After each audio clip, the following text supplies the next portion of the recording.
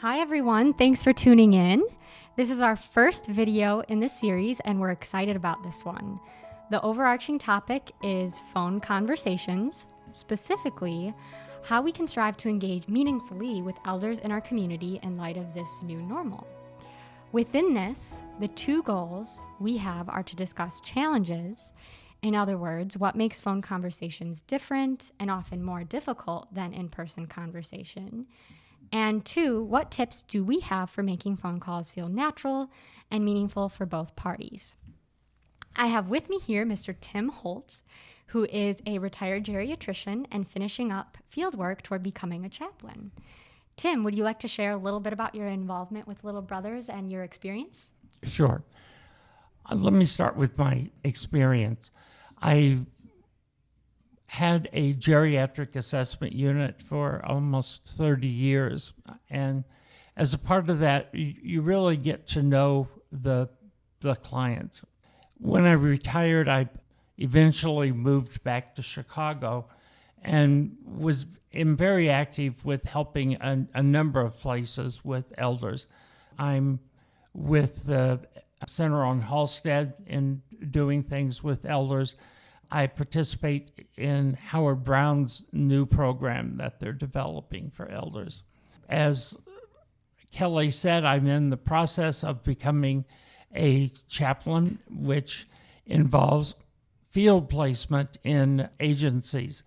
And I chose Little Brothers Friends of the Elderly, mostly because I was looking for ways to reach out to elders. Very cool. Thanks so much, Tim. One of the reasons I'm happy to be sharing this space together is because I know we come with very different perspectives and experiences as volunteers. So very cool to have both of us here and also input from some other staff at Little Brothers, which we'll be integrating into our talk. So to begin, I'd like to share insight from an article published earlier this summer by the New York Times, and it was entitled How to Ask If Everything is Okay When It's Clearly Not. And we felt it was pertinent for several reasons, one of which is that both initial and recurring communication with our elders should acknowledge the realities we're facing, notably feelings of isolation and at times frustration and emotions like fear that they're naturally part of our everyday lives right now.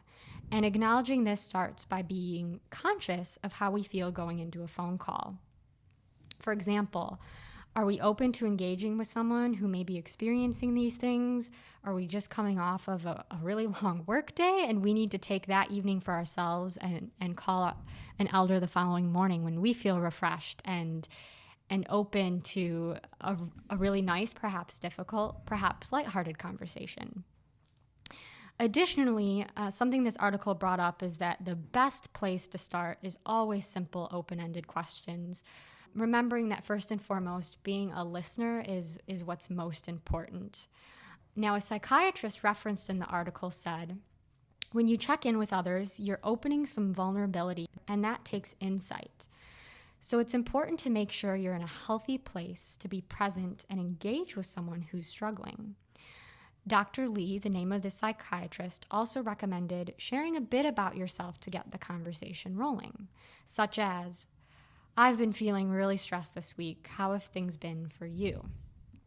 So those are a few pointers from that article that we thought every volunteer should remember as either a new volunteer with the organization when you're first meeting an elder over the phone, or even an elder that you've been in touch with for years that you're used to seeing in person, that now suddenly you're navigating phone calls with them much more frequently. A few other things we wanted to touch on are, what about those situations where you call up an elder who starts talking and seems very distressed? Tim, I was wondering from your experience if you have any tips or initial thoughts on how to address or even calm someone down who seems angry or not interested in talking to you. I think one of the hardest things to do is when somebody is upset or stressed out is to keep them on topic and to get to the root of what's causing the problem. And this requires a lot of listening and very little talk. because, as Kelly just said, you're there to listen. And sometimes that is the only person that elder is going to talk to that day, and often that week or that month. Eventually, they'll get around to the topic about why they're really upset. But if they don't, just do open-ended questions. Say, Mrs. Smith, you sound really upset today, like something's bothering you. Do you want to talk about it? So being direct with them. I think sometimes I see people talk around the real issue without addressing the issue. And it makes it difficult if you haven't addressed the issue with what's going on. I love that too about not dancing around the subject, because I think a lot of times you don't want to hit at the tough topics because you want to be a cheerful voice that comes in and Right. maybe just talk about the weather or something fun. But what that person really needs is maybe someone who is there and says, hey, I'm here for you. What's going on? Because they don't have other outlets. So thanks. You know, another question that we felt was important to address today is what to do if you are talking to an elder and you feel like you have very different opinions or you disagree with them on something. This happens whether related to religious beliefs or political values or anything of the sort. So another question I have for you, Tim, is have you ever encountered a situation where you've been talking on the phone or really visiting with someone too, and suddenly you come up in a conversation and you disagree with that elder, or you feel very strongly in opposition to what they're saying? What recommendations do you have in situations like that? Because I think maybe all of us will encounter it. My first recommendation is you're not trying to convince the person to move their political view, Right. To change their social view. That's not why you're there. Yeah. Sometimes I have found that it helps to say, well, I don't really agree with that, but I'd like to talk to you about it, with just understanding where they're coming from and not with language that sounds like you're saying, oh, you're wrong. If they still get very upset with it, just try switching the subject to say, have you been out? You know, it's been really hot outside. Have you been out at all, and are you taking care of yourself when you're doing that? But the biggest thing I would say is to remember you are not having this conversation to change their view, change their mind. It's okay to talk about the issue, I think, but as long as you keep that foremost.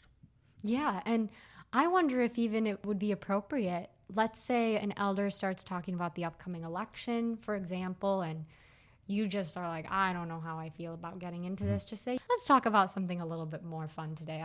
I'm not really feeling that.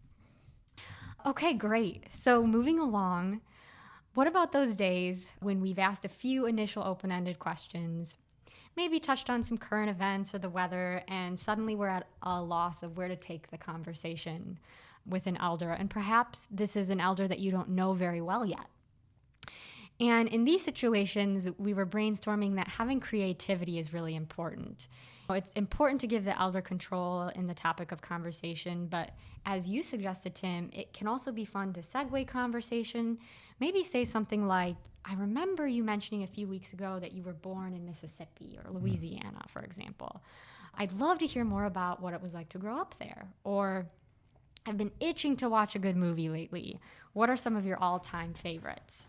And these are nice ways to move away from negativity or just the realities that we're facing that can sometimes feel really burdensome, toward interests that your elder has. So not necessarily your interests or what's fascinating to you, but back to how can that elder share more about their story and their passions.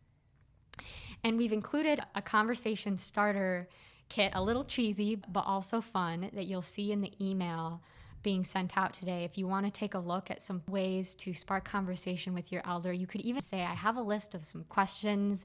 I thought today we could both talk about some of them, and it could just be a fun way to spend 30 minutes chatting about mentors of yours or whatnot. So please take a look at that. And the last point we want to emphasize is that it's important to always contact the program coordinator at Little Brothers if you have any concerns about an elder's mental, physical, emotional well-being.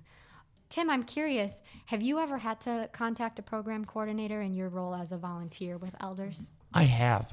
I have an elder who called the office like every other day, and then they would transfer the call to me. And I remember one was their electricity was going to be cut off, and they didn't know why because they had paid it. And there were phone calls constantly. So I took those to the social worker and said, there's something going on. Mm-hmm. I can't be, well, I could be, but it's not my role to be driving the person around to do all of these, some of them kind of silly things mm-hmm. with doing stuff. And I talked to the social worker and asked her, could you work with her? Could you work with what's going on? And part of the reason I wanted the social worker rather than doing it myself was that a lot of the issues were around medicine and medical treatment, and I'm a friendly visitor in this life. I'm not a physician. So I talked that over with the social worker and what was not appropriate for me, the volunteer, to be doing. And then the social worker went and sort of addressed some of those issues with the elder. I'm so glad you brought that up because I know that you are not the first volunteer with Little Brothers who has either a background in healthcare or in the legal system, really any profession where you could provide some insight or help an elder, and that may not be our place, and we have to be very conscious of that we're here to be friends, but not even necessarily to put in too much emotional investment, right? And so we have to know when we can offer support to our elders, but also when it's important to touch base with a staff member here. And because of your background, I think hearing that was really meaningful. So thank you. And I'll even add a quick anecdote, which is that earlier this spring, I had received word from a program coordinator about reaching out to an elder. And the first time I called, I basically had no chance to introduce myself before this elder said, why are you even calling? I don't need someone checking up on me. And I was hung up on. And me being the sensitive person I am, I probably took it a little too personally, considering that this elder didn't even know me. It was nothing against me as a person.